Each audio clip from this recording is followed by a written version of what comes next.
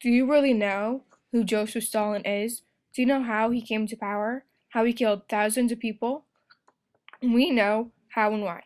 Joseph Stalin is considered one of the most dangerous people in history. In 1928, Stalin began taking giant leaps to build a totalitarian state. He had accomplished great personal powers and was prepared to start overhauling the economy.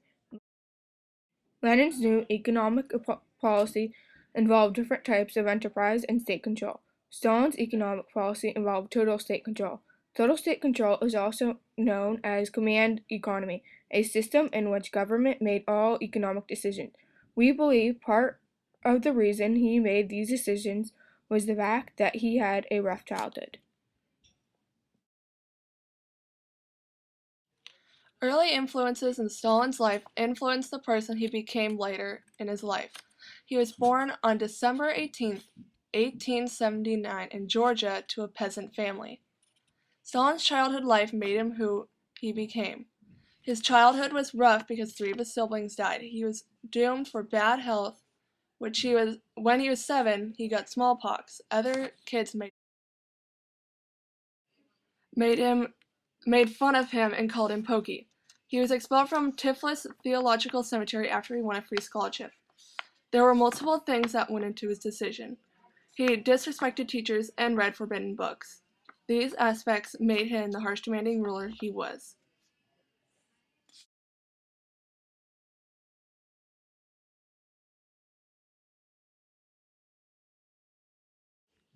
In 1901, Stalin joined the Social Democratic Labor Party, where most of the leaders were living in exile. He stayed in Russia to help organize industrial resistance to terrorism. In 1922, Stalin was appointed as the General Secretary of the Communist Party's Central Committee.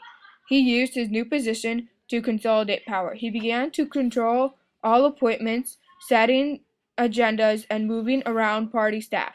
Stalin was going towards total control. By the time the party had realized what was happening, it became too late. Stalin had his people in place. The only person who could challenge him was Lenin. But he was at his deathbed. After Lenin's death in 1924, Stalin went about destroying all the older leaders of the party. He took advantage of the weakness of others and was ready to conquer them. Much like Lenin, Stalin was totalitarian.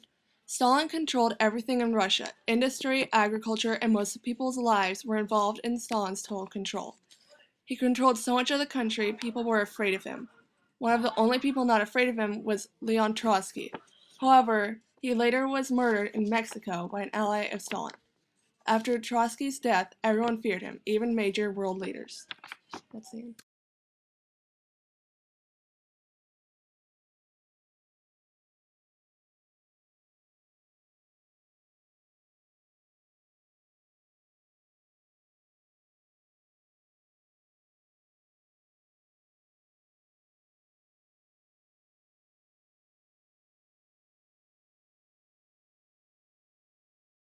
Stalin suffered a brain aneurysm. Before his death, people feared of calling a doctor or killing him. They did not know what to do because they did not know what would happen to them if he lived. Or if they did kill him, they didn't know if they would be punished. Some did call a doctor, but the doctor was afraid to treat him. They did neither and left him to die. This is what came of him. He probably could have been treated, but he was feared for his actions. He was left as a feared man hated by his people.